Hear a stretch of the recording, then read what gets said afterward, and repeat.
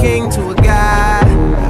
What's a god to a non-believer who don't believe in anything? How are you doing? My name is Justin Richards. Welcome to my show. Today's guest, Michael Sander, true Cosmopolitan. Thank you for joining us today, Michael. No problem. Pleasure to be here. Well, what I'd like to do to tell the people back at home, all of my millions of viewers, is to start off by kind of giving a little bit of background about you, where you've traveled, and what makes you a cosmopolitan. Okay. Well, I mean, I've traveled extensively to 3 or 4 continents, about 8 or 9 countries. I lived in the Philippines for a few years. Been to Spain, Puerto Rico, Dominican Republic, and I also work for a company and with people in over 85 countries. Okay, nice. So you have a profession where you get to travel, meet different types of people. Yeah. Absolutely. Okay. Well, now that you've given us a little bit of your background, I kind of want to ask you just straight. What do you define a cosmopolitan in your own terms? To me, a cosmopolitan is a global citizen, a citizen of the world, someone who, in this globalized, not only a globalized economy, the globalized culture, in this melting pot of a bunch of different countries and peoples, it's someone who is open and willing to dive right into that melting pot and experience and share with others and learn from others. Okay, good. That's a good, well-rounded definition of what a cosmopolitan is. Now let's just talk a little bit about your experiences around the world.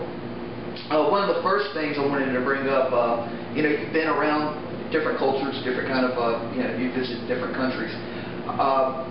What is one aspect, maybe the way of life, or just the kind of, the way they basically, I guess they could say daily routines, that kind of stood out to you, and maybe a country that you visited? Oh, well, I think, when I spent so much time in the Philippines, I found it really interesting because they have an amalgamation of a bunch of different cultures. The Spanish were there for a while, the Americans, Chinese, Japanese, and so it's a bunch of different cultures put into one. And but I think that they had some of the basic things that we also had. Working hard to get where you want to go. Education was very important to them. But they also had something which is very European in the sense, which is relaxing and having a good time and very family oriented. I guess they're Catholic. Many of those folks are Catholic, so they brought that into it as well. You've seen the world. You've been around. You've traveled many different places. What do you think about the idea? You used the term global citizen earlier to define cosmopolitan. What do you think the idea of global citizenship in the world?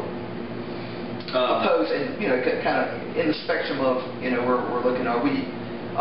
Is it important to get rid of maybe nations or the national label, and kind of just all bind together and be these global citizens?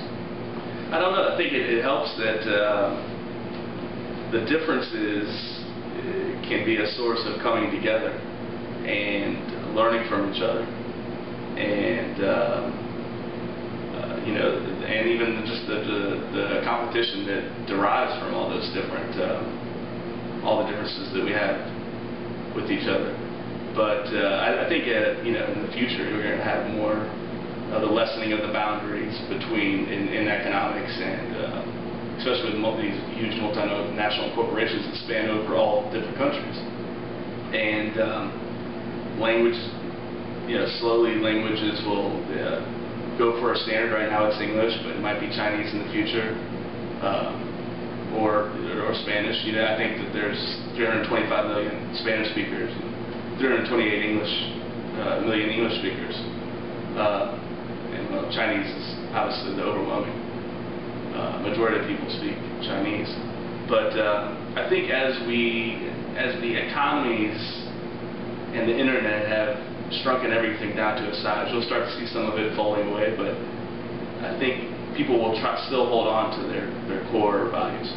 So you have a sense of saying there's going to be a movement toward global citizenship, but at the same time, people are not going to forget their national identity. Correct. Right. Exactly. Yeah, that's fair. That's fair to say.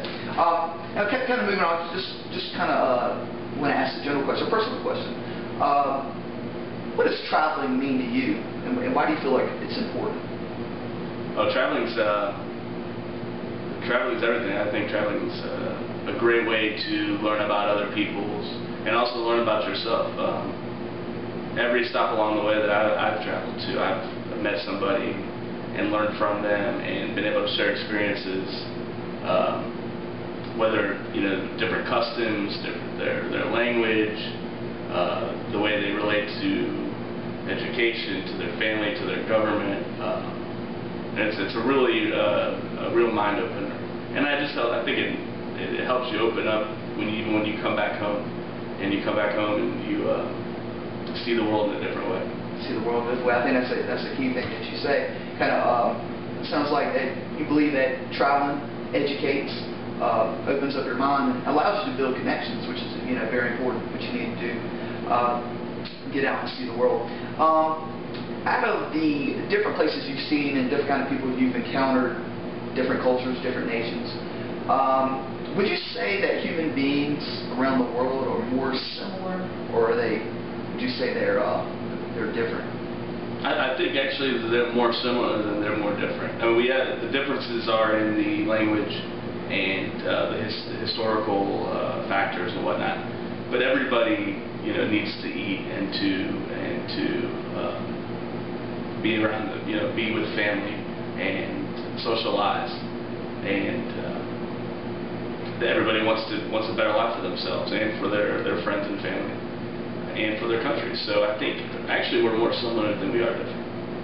That's a good, well thought out answer. And one thing I would like to close with this question, because we kind of explore different aspects about cosmopolitanism, and I'd like to end by saying, like, you personally being a cosmopolitan, why do you feel like it's important to be a cosmopolitan moving forward? Well, I think especially in the future with the way that travel and with the internet, everything has become so much smaller, we know so much about other cultures just by reading and on the internet and being able to Skype with them or chat with them via listening, even from your homes, and be able to get a flight here and there. It means a lot to be a cosmopolitan. It means a lot to be able to travel to these places, or even from within your home travel to those places, and better yourself and learn and educate yourself through those travels. You brought up a good point that I like kind of point out. You said you really don't even have to travel to be a true cosmopolitan. It seems like to me you could do it. You really technology. You really can.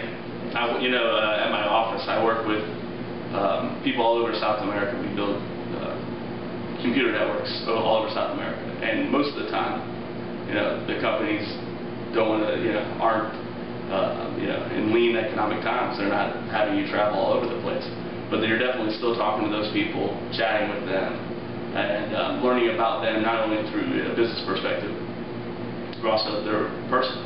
So you can do it right from your home. Absolutely. Okay, well, I really appreciate you taking the time and meeting with me. I think it's important that everybody gets, kind of first understands what a cosmopolitan is and the importance of moving forward here. Thank you, Michael. No problem. Have a good one. And this is Justin Richards' show, and I'm really glad that you tuned in. See you next time.